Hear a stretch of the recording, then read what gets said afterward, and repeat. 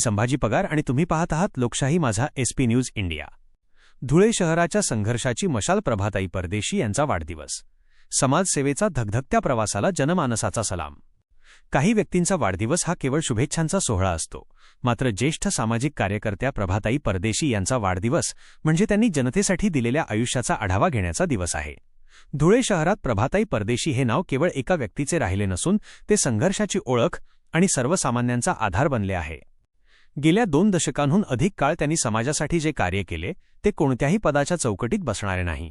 पद असो वा नसो, जनतेचे काम झालेच पाहिजे ही त्यांची वृत्ती राहिली आहे।